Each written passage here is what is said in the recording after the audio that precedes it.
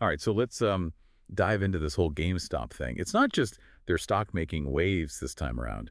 Their mascot, Buck the Bunny, is back, and it's stirring up a lot of speculation. We've got Reddit threads and cryptic X posts, even some pretty wild YouTube theories to unpack here. You, are a financially savvy listener, need to know, is this just a nostalgic marketing ploy or a sign of something bigger on the horizon? What's really interesting here is how GameStop is blending nostalgia with this kind of air of mystery, especially as they're pushing deeper into this world of Web3. Yeah, For a lot of investors, GameStop represents this challenge to the status quo, almost like a rebellion against traditional market dynamics. exactly. But before we get ahead of ourselves, let's rewind for a sec. Who is Buck the Bunny? He first hopped onto the scene back in 2009, right?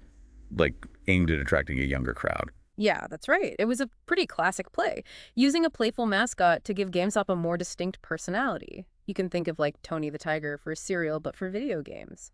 The goal was to create that emotional connection, especially with younger consumers who might be developing brand loyalties. Right, and for a while it worked. Buck was on everything, store promotions, loyalty programs. But then as GameStop shifted strategies, he kind of disappeared. He almost became a forgotten relic of a bygone era. But it's fascinating, though, how these seemingly insignificant cultural touchstones can retain value, even when a company itself goes through a transformation. And then bam, 2022 GameStop makes this big move into Web3. And suddenly Buck is resurrected. Not through some splashy ad campaign or anything, but through NFTs. Which, from a financial perspective, is a very deliberate move. These Buck Season I collections, they weren't just random JPEGs. They came with this intricate artwork and lore, even a playable game tied into GameStop's NFT marketplace. This wasn't just a cash grab. It was about building a new kind of ecosystem. And the community response. Let's just say they went wild. Buck the Bunny, meme coins popping up, fan art exploding online. It's like he became this symbol of the GameStop community itself. Yeah, that kind of organic engagement is gold for any brand. Especially in this volatile world of meme stocks, it creates this shared identity, this sense of belonging that can drive both brand loyalty and potentially stock valuations. But here's where things get really interesting. We've got these cryptic clues being dropped, and let's be honest, we're a crowd that loves to analyze and speculate, especially when it comes to market movements. So first we have Ryan Cohen, chairman of GameStop, posting this image of Buck rising from the grave on X.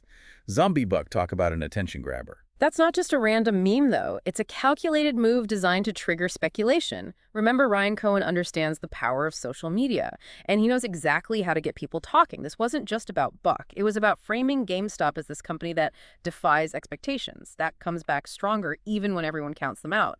Right, and then GameStop retweets this post and throws in the hex code for green, hashtag 01834B. Not exactly subtle. Green is the color of growth, of positive momentum. They're playing with investor psychology here, subtly reinforcing this idea that GameStop is on the rise. It's like a dog whistle for those in the know, a way of signaling their intentions without explicitly stating them. And then they drop another X post. But bucking is fun. Is that just messing with the community, or is there something deeper going on? This is where you have to read between the lines. It's playful on the surface, but there's this undercurrent of defiance, this suggestion that GameStop is playing by its own rules. They're not just participating in the market. They're actively trying to disrupt it. And this brings us to perhaps the most intriguing clue of all, the Atari connection. Why would they include kids playing on an Atari 2600 in the latest Buck the Bunny video? It seems so out of place, especially in a video showcasing this modernized Buck. This is where we need to start thinking like GameStop, thinking strategically. Atari, as many of you know, has been struggling. Their brand, while iconic, hasn't aged well in the modern gaming landscape. But that doesn't mean it's worthless. Quite the opposite. A company like GameStop, with its focus on revitalizing these forgotten gaming gems, might see Atari as a diamond in the rough. So were they saying they might be considering an acquisition? It's certainly a possibility we need to explore. Let's break down why this could make sense from a financial standpoint. First, Atari's market cap is relatively low, making them a potential bargain for a company like GameStop, which has been strategically building its cash reserves. So they could potentially acquire them without breaking the bank. Yeah, But wouldn't it be more profitable to invest in something new, something cutting edge? that's where those patents come in. We're not just talking about acquiring a brand, we're talking about acquiring valuable intellectual property. Patents related to gaming controllers, virtual reality tech, even some early forays into blockchain gaming. These are assets that GameStop could leverage in their push towards Web3, potentially saving them millions in research and development costs. So it's not just about nostalgia. It's about acquiring technology that could give them a competitive edge in the future of gaming. Precisely. Think about it. GameStop could integrate Atari's patent portfolio into their NFT marketplace, develop new games based on classic titles, even create virtual reality experiences tied to those old-school games we all grew up with. It's a way to bridge the gap between generations, appealing to both nostalgic gamers and those looking for something new and innovative. And let's not forget the power of the GameStop community. They're already fiercely loyal, and they love anything that bucks the system. Imagine the buzz if GameStop announced they were bringing back Atari. It could be a marketing goldmine. Yeah, that shared excitement translates to real value, driving up stock prices and attracting new investors. Remember, GameStop isn't just playing the financial game, they're rewriting the rules. But let's play devil's advocate here. What if this is all just a clever marketing ploy? Generate hype, drive up the stock price, then quietly abandon the whole Atari thing. It's a possibility, of course. Companies use nostalgia to manipulate consumer emotions all the time. But I think GameStop is operating on a different level. They're not just appealing to nostalgia, they're actively building a bridge between the past and the future of gaming. So you're saying they're playing a long game, one that goes beyond short-term stock games. Exactly. They're building a brand, a community, an entire ecosystem around this idea of disrupting the traditional gaming industry. And these seemingly random clues, these cryptic messages, they're all part of a carefully crafted narrative designed to keep people guessing, to keep them engaged. Okay, but let's zoom back in on Buck the Bunny for a second. It's fascinating to me that he's not just this passive mascot in this whole saga. He's almost like a cryptic messenger, dropping clues, hinting at bigger things to come. It's brilliant marketing. Think about it. They've taken this forgotten mascot, imbued him with new meaning, and turned him into a symbol of this whole movement. And the community is eating it up. They're analyzing every frame of those Buck videos, dissecting every tweet, every cryptic message. Remember that prisoner number in one of the videos?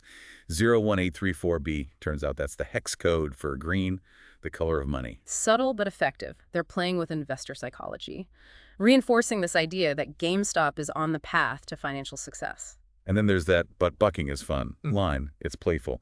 But it also speaks to this whole ethos of challenging the establishment, of doing things differently. It's a message that resonates with a certain type of investor, particularly those who feel disenfranchised by traditional financial systems. They see GameStop as a symbol of rebellion, a way to fight back against the perceived rigged game of Wall Street. So it's not just about making money. It's about being part of something bigger, something disruptive. Exactly. And that's a powerful motivator, especially in today's market where investors are looking for something more than just profits. They're looking for meaning, for a sense of purpose. It all ties back to this idea of community, doesn't it? Right. GameStop has managed to create this passionate, almost cult-like following, and that translates into real financial power. Right. They've tapped into something that traditional companies struggle to understand. They've built a movement, not just a brand. So what does this all mean for our listeners, for those of us who are watching this unfold? Is this a real opportunity, or are we getting swept up in the hype? That's the key question, isn't it? There's a lot of potential here, but there's also a lot of risk. GameStop is playing a high-stakes game, and it's not for the faint of heart. It's a gamble, but it's a calculated gamble, one that could pay off big time if they play their cards right. We've seen them defy expectations before. Remember, this is a company that was on the brink of collapse just a few years ago. Now they're making bold moves challenging the establishment and capturing the attention of the financial world. It's a fascinating case study in disruption, in the power of community, and in the potential of blending nostalgia with cutting-edge technology. And it's a story that's still being written. So we left off on this potential Atari acquisition. And, you know, like our listeners, I love digging into the numbers. So I pulled up Atari's financials. And, well, they haven't exactly been hitting high scores lately. No, their stock price has been kind of languishing, and their attempts to break into modern gaming haven't really gained much traction. But for GameStop, this could actually be an opportunity. Because a struggling company means a lower acquisition cost. Exactly. GameStop has been building their cash reserves right. They're in a position to make a strategic move. And Atari's low market cap makes them a pretty attractive target. But wouldn't it be smarter to invest that money in something new? something with more growth potential. Yeah. I mean, Atari's heyday was decades ago. Right. But that's where those patents come in. See, we're not just talking about acquiring a brand here. We're talking about acquiring valuable intellectual property. Patents related to gaming controllers, virtual reality tech, even some early forays into blockchain gaming. These are assets that GameStop could leverage in their push towards Web3, potentially saving them millions in research and development costs. So it's not just about nostalgia. It's about acquiring technology that could give them a competitive edge in the future of gaming. Precisely. Think about it. GameStop could integrate Atari's patent portfolio into their NFT marketplace, develop new games based on classic titles, even create virtual reality experiences tied to those old-school games we all grew up with. It's a way to bridge the gap between generations, appealing to both nostalgic gamers and those looking for something new and innovative. And let's not forget the power of the GameStop community. I mean, they're already fiercely loyal, and they love anything that bucks the system. Imagine the buzz if GameStop announced they were bringing back Atari. It could be a marketing goldmine. Oh, absolutely. That shared excitement translates to real value, driving up stock prices and attracting new investors.